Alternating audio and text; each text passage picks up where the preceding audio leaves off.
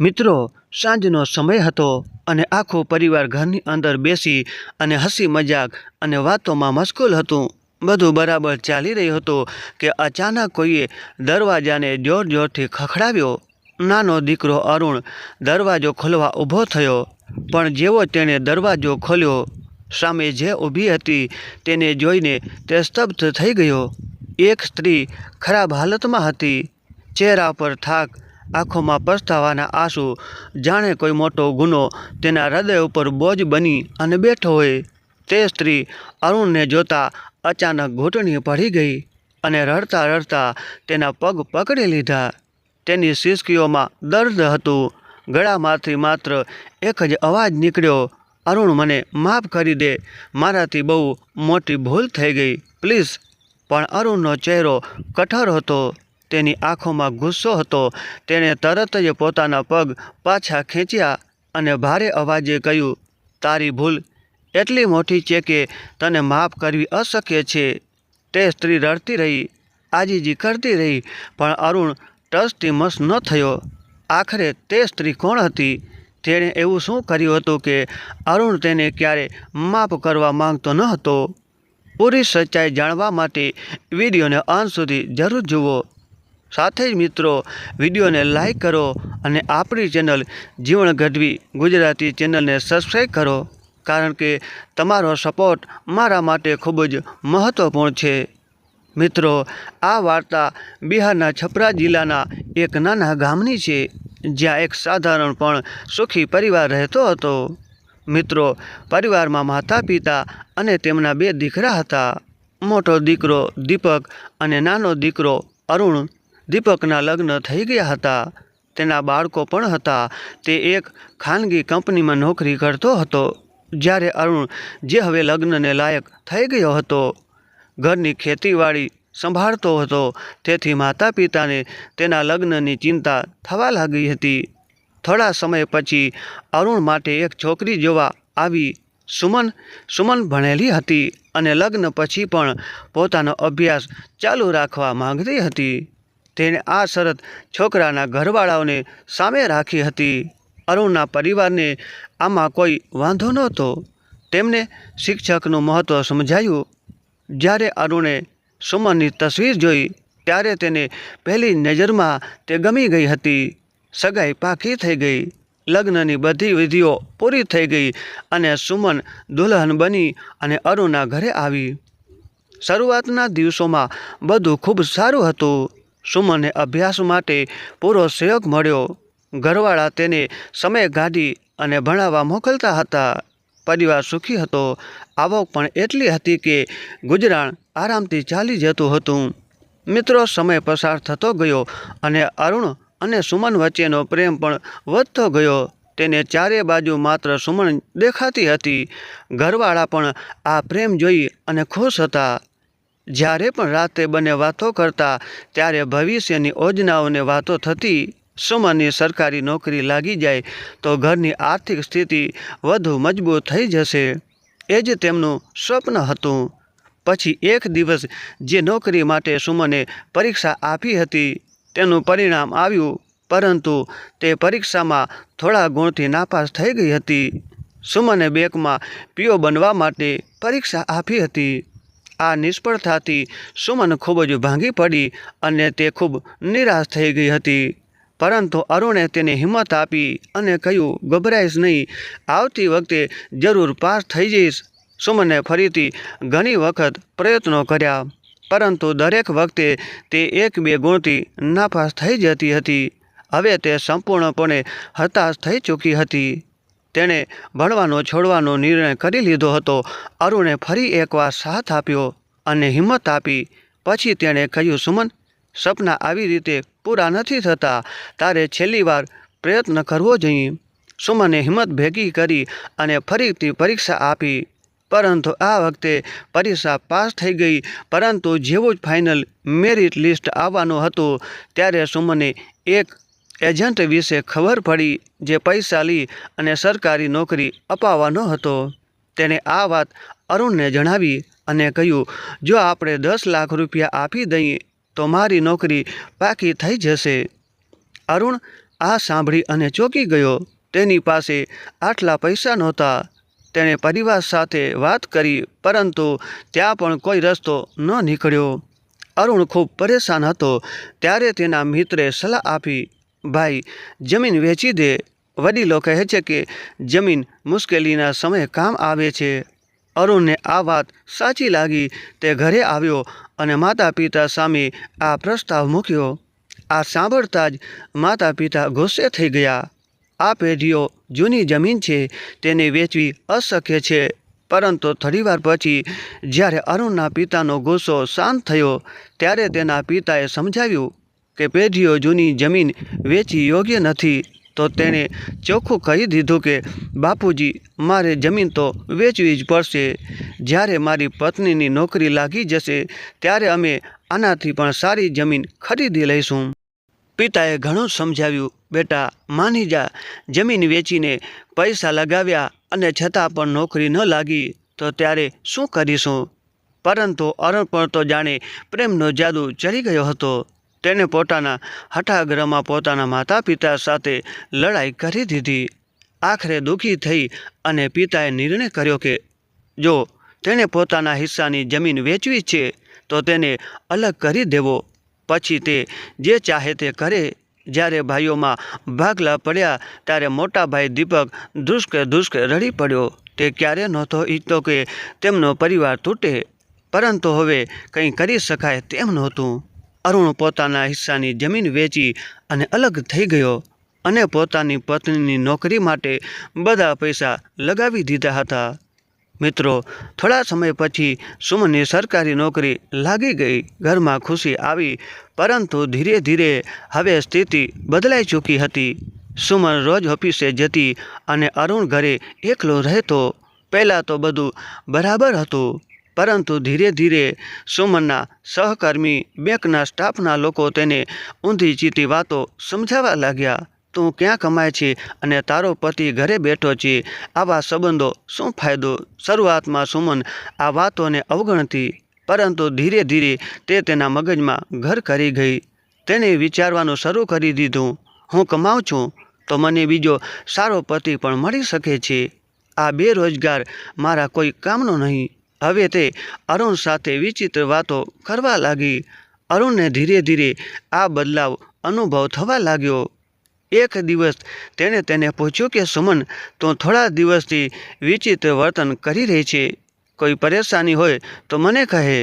સુમન પહેલાં તો ટાળતી રહી, પરંતુ જ્યારે અરુણે વારંવાર પૂછ્યું ત્યારે એક દિવસ ગુસ્સામાં ચીસ પાડી, હા, પરેશાની છે. તું બેરોજગાર છે અને મારી કમાણી ઉપર જીવે છે. મારે હવે આ સંબંધ નથી જોઈતો. આ સાંભળી અને અરુણના પગ નીચેથી જમીન સરકી ગઈ.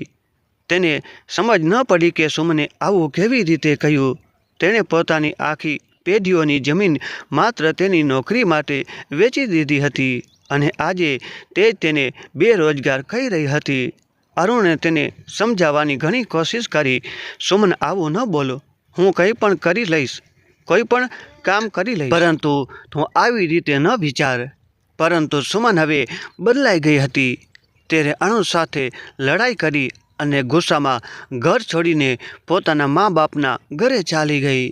જ્યારે સુમનના મા બાપને આ વાતની ખબર પડી ત્યારે તેમણે તેને સમજાવી, દીકરી, આ શું કરી રહી છે?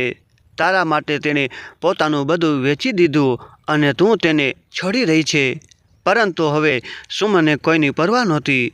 તેણે પોતાના મા બાપ સાથે પણ લડાઈ કરી અને એક ભાડાના મકાનમાં રહેવા ચાલી ગઈ. પછી કોર્ટમાં છૂટાછેડાનો કેસ દાખલ કર્યો. જ્યારે અરુણના હાથમાં છૂટાછેડાની નોટિસ આવી ત્યારે તેનો આત્મા કંપી ગયો. તેને વિશ્વાસ ન થયો કે જેને તે પોતાના જીવથી પણ વધારે ચાહતો હતો તે તેને આ રીતે છોડી દેશે.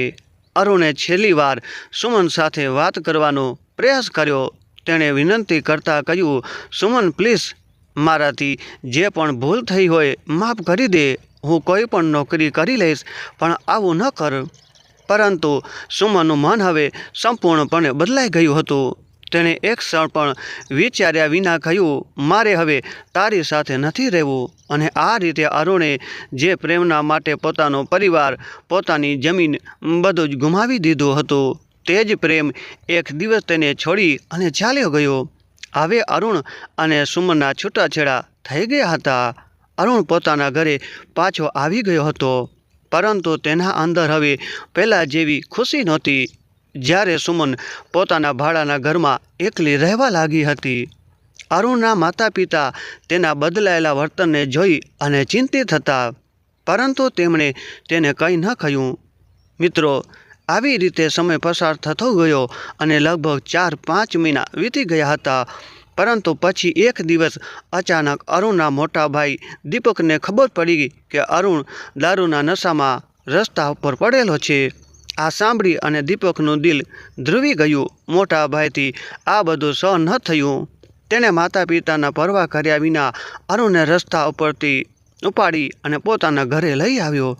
માતા પિતાએ પણ હવે કંઈ નહીં કહ્યું, કારણ કે તેમણે દીકરાની હાલત જોઈ હતી. બીજી સવારે જ્યારે અરુણને હોશ આવ્યો, ત્યારે તેણે પોતાને મોટા ભાઈને ઘરમાં જોયો. તેણે સમજાઈ ગયું કે દીપક તેને અહીં લાવ્યો છે. તે માથું નમાવી અને ત્યાંથી જવાનો પ્રયાસ કરવા લાગ્યો, પરંતુ ત્યારે તેના પિતા લાકડી લઈ અને તેની સામે આવી ગયા. હવે આ કામ કરવા લાગ્યો. તું પિતાના અવાજમાં ગુસ્સો અને દર્દ બંને હતા. આખા ગામમાં અમારી આબરૂ માટીમાં મેળવી દીધી. લોકો કહી રહ્યા છે કે મારો દીકરો દારૂડિયો થઈ ગયો છે. અરુણ થોડીવાર સુધી ચૂપ ઊભો રહ્યો, પરંતુ જ્યારે પિતાએ વધારે ટોણા માર્યા, ત્યારે તેની આંખોમાં આંસુ આવી ગયા. તે પિતાના પગમાં પડી ગયો અને ધ્રુસકે ધ્રુસકે રડવા લાગ્યો. પિતાજી, જે લાકડી તમારા હાથમાં છે તેનાથી મને મારી નાખો. અરુણનો અવાજ કાંપી રહ્યો હતો. તમે મને ગમે તેટલો મારશો, હું કંઈ નહીં કહું. હું તમારો ગુનેગાર છું. તમે મને ઘણું સમજાવ્યું હતું, પણ હું મારી પત્નીના પ્રેમમાં આંધળો થઈ ગયો હતો. મેં મારા જ ઘરને છોડી દીધું હતું, પરંતુ આખરે મારો પરિવાર જ મારો પોતાનો નીકળ્યો, અને જેના માટે મેં બધું જ કર્યું તેણે મને દગો આપી દીધો. આ સાંભળી અને માતાનું હૃદય પણ ધ્રુવી ગયું. તે દોડીને આવી અને પોતાના દીકરાને ગળે લગાવી લીધો. બેટા, શાંત થઈ જા.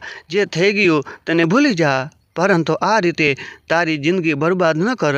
અમે તારી સાથે છીએ. બેટા, પિતાની આંખોમાં પણ ભીનાશ હતી. મોટા ભાઈ દીપકે અરુણના માથા ઉપર હાથ મૂક્યો અને પછી આખા પરિવારે મળી અને એક મોટો નિર્ણય લીધો. ઘરની જે દિવાલ બંને ભાઈઓને વચ્ચે ઊભી કરવામાં આવી હતી તેને તોડી નાખવામાં આવી. આખું પરિવાર ફરીથી એક થઈ ગયું. અરુણ હવે ધીરે ધીરે પોતાના જૂના રસ્તે પાછો ફરવા લાગ્યો. મોટા ભાઈએ તેને ખેતી કરવાની જવાબદારી સોંપી દીધી હતી અને અરુણ પોતાના ખેતરોમાં કામ કરવા લાગ્યો.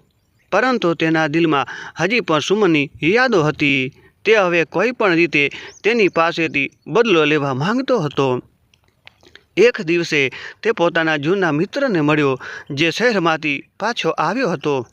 અરુણે પોતાના દિલનું બધું દર્દ તેની સામે ઠાલવી દીધું. મિત્રે તેની આખી વાર્તા સાંભળી અને પછી થોડું વિચારીને બોલ્યો, અરુણ, જો તારી પત્નીએ લાંચ આપીને નોકરી મેળવી હોય તો તું તેની સામે ફરિયાદ દાખલ કરી શકે છે. તેની નોકરી જતી રહેશે. જેના પર તેને આટલું અભિમાન છે તે પણ ખતમ થઈ જશે. અરુણની અંદર જાણે નવી આગ સળગી ઉઠી. તેને આ જ કરવાનો હતો. તેણે પુરાવા ભેગા કર્યા. જૂના બેંક ટ્રાન્ઝેક્શન, કેટલાક કોલ રેકોર્ડિંગ અને તે નાનો વિડીયો જે તેણે પૈસા આપતી વખતે બનાવ્યો હતો. હવે ટૂંક સમયમાં તેણે પોલીસ સ્ટેશનમાં સુમન વિરુદ્ધ ફરિયાદ નોંધાવી અને તપાસ શરૂ થઈ. અને થોડા જ દિવસોમાં સત્ય સામે આવી ગયું હતું. સુમનને લાંચ આપી અને નોકરી મેળવી હતી. પરિણામ એ આવ્યું કે તેની સરકારી નોકરી હવે છીનવાઈ ગઈ. જે એજન્ટને પૈસા લઈ અને તેની નોકરી લગાવી હતી તેને પણ પકડી લેવામાં આવ્યો. જ્યારે સુમનની નોકરી જતી રહી ત્યારે તેને મોટો આઘાત લાગ્યો, પરંતુ તેના અંદર હજી પણ અભિમાન બાકી હતું. તેણે વિચાર્યું, કાંઈ વાંધો નહીં, હું ભણેલી ગણેલી છું, પ્રાઇવેટ નોકરી કરી લઈશ, મને કોઈની જરૂર નથી. પછી થોડા દિવસો પછી અરુણ પોતાના પરિવાર સાથે બેસી અને વાતો કરી રહ્યો હતો. તેની આંખોમાં એક અજીબ શાંતિ હતી. તેણે પોતાના માતા પિતાને કહ્યું, સુમનને જે વસ્તુનો અભિમાન હતો તે વસ્તુ મેં તેની પાસેથી છીનવી લીધી. હવે તે રસ્તા પર આવી ગઈ છે. તેના પિતાએ ઊંડો શ્વાસ લેતા કહ્યું, બેટા, હવે તારો બદલો પૂરો થઈ ગયો છે. હવે આગળનું જીવન શાંતિથી જીવ. અરુણે માથું હલાવ્યું. હા, હવે હું શાંતિથી રહીશ. પરંતુ ત્યારે જ ઘરના દરવાજા ઉપર કોઈએ ટકોરા માર્યા. બધા ચોંકી અને દરવાજા તરફ જોવા લાગ્યા હતા. અરુણે ઉઠી અને દરવાજો ખોલ્યો. જેવો દરવાજો ખોલ્યો, સામે ઊભેલી સુમનને જોઈ અને તેના ચહેરાના ભાવ બદલાઈ ગયા હતા. એ જ સુમન હતી જે એક દિવસ આ ઘરને છોડી અને પોતાના ઘમંડમાં ચાલી ગઈ હતી. પણ આજે તેની હાલત જોઈ અને કોઈ તેને ઓળખી ન શકે તેમ હતી. મેલા ઘેલા કપડાં, ચહેરા ઉપર થાક, આંખોમાં લાચારી અને પેટની ભૂખ સ્પષ્ટ દેખાઈ રહી હતી. અરુણને ગુસ્સો આવી ગયો. તેણે કંઈ પણ વિચાર્યા વિના કહ્યું, અહીં કેમ આવી છો? જાઓ અહીંથી. પરંતુ તે દરવાજો બંધ કરે તે પહેલાં સુમન તેના પગ પર પડી ગઈ. તેની આંખોમાંથી સતત આંસુ વહી રહ્યા હતા. તે રડતા રડતા કહેવા લાગી, અરુણ, મારાથી બહુ મોટી ભૂલ થઈ ગઈ. હું તારા પ્રેમને ક્યારેય સમજી શકી નહીં. મને તમારા ઘરમાં રાખી લો, ભલે નોકરાણી બનાવીને જ રાખો, પણ મને હવે બીજે ક્યાંય જવા ન કહો. અરુણે પગ જકડી અને તેને દૂર કરવાનો પ્રયાસ કર્યો. હવે તને કોઈ અધિકાર નથી કે તું આ ઘરની ડેલી પર ઊભી રહે, પણ રહે. પરંતુ ત્યારે અરુણના માતા પિતા દરવાજા પર આવી ગયા. તેની માતાએ ઊંડો શ્વાસ લીધો અને કહ્યું, દીકરી, હવે અહીં કંઈ બચ્યું નથી. જે સંબંધ હતો તે જાતે જ ખતમ કરી દીધો. હવે અહીં તમારા માટે કોઈ જગ્યા નથી. સુમને માથું ઊંચું કર્યું અને કાપતા અવાજે કહ્યું, માં બાપુજી, જ્યારે મેં ઘર છોડ્યું ત્યારે મને લાગ્યું કે મેં સાચો નિર્ણય લીધો છે. પણ મારી વિચારસરણી ખોટી હતી. જે નોકરી માટે મેં મારા પતિને છોડ્યો એ નોકરી પણ જતી રહી છે. મારા માતા પિતાએ પણ મને અપનાવવાની ના પાડી દીધી છે. હવે હું પૂરી રીતે એકલી છું. તે ડૂસકા ભરતા કહેતી રહી, છેલ્લા 3 દિવસથી મેં કંઈ ખાધું નથી. મને કોઈ સારો નથી. જો આજે તમે મને નહીં અપનાવો તો મારી પાસે પોતાને ખતમ કરવા સિવાય બીજો કોઈ રસ્તો નહીં હોય. અરુણના માતા પિતા એકબીજા સામે જોવા લાગ્યા. માતાની આંખો ભરાઈ આવી. તેના પિતાએ માથું નમાવી દીધું. હવે મિત્રો થોડીવાર સુધી શાંત છવાઈ ગઈ. પછી માતાએ અરુણના ખંભા ઉપર હાથ મૂકીને કહ્યું, બેટા, ભૂલ કોઈનાથી પણ થઈ શકે છે. તેને માફ કરી દે. અરુણે ગુસ્સાથી કહ્યું, નહીં માં, એણે મને ઠોકરાવ્યો હતો. હવે એ પાછી નહીં આવી શકે. પણ તેના પિતાએ કડક અવાજે કહ્યું, બેટા, જિંદગી નફરત નહીં, માફીથી ચાલે છે. જો આજે એને માફ નહીં કરે તો કદાચ તને પોતાની જાતથી પણ નફરત થઈ જશે. અરુણે ઊંડો શ્વાસ લીધો. તે પોતાના અંદરનું યુદ્ધ લડી રહ્યો હતો. થોડીવાર વિચાર્યા પછી તેને ગુસ્સામાં કહ્યું કે ઠીક છે, એને રહેવા દો, પણ મારી જિંદગીમાં એની જગ્યા મેળવવાની આશા ન રાખે. સુમન હવે ધ્રુસકે રડી પડી. તે જાણતી હતી કે તેણે જે કર્યું હતું તેની સજા તો તેને મળવાની જ હતી. પછી સમય વીતો ગયો. સુમને ઘરના બધા કામ પોતાના હાથમાં લઈ લીધા. તે બધા માટે ખાવાનું બનાવતી, સફાઈ કરતી અને કોઈની સાથે વધારે વાત કર્યા વિના પોતાના કરેલાની ભરપાઈ કરવાનો પ્રયાસ કરતી રહી. શરૂઆતમાં ઘરના લોકો તેનાથી દૂર રહેતા હતા, પણ ધીમે ધીમે તેનું સમર્પણ બધાને સ્પર્શી ગયું. પણ અરુણ હજી પણ તેનાથી દૂર રહેતો હતો. પણ એક દિવસ જ્યારે સુમનની તબિયત અચાનક ખરાબ થઈ ગઈ અને તે બેભાન થઈ અને નીચે પડી ગઈ, ત્યારે સૌથી વધારે પરેશાન તે જ થયો. તેણે ડૉક્ટરને બોલાવ્યા, દવા અપાવી અને પહેલીવાર તેના માથા પાસે બેસી અને મોડે સુધી જાગતો રહ્યો. સમયની સાથે અરુણનો ગુસ્સો ઓછો થવા લાગ્યો. સુમન હવે ઘરનો હિસ્સો બની ગઈ હતી. અને પછી એક દિવસ અરુણે પોતે જ પરિવાર સામે કહ્યું, મને લાગે છે કે હવે મારે સુમને બીજી તક આપવી જોઈએ. તેની માતાની આંખો ખુશીથી ભરાઈ આવી. તેના પિતાએ માથું હલાવ્યું. બિલકુલ બેટા, માફ કરવું એ જ સૌથી મોટી જીત છે.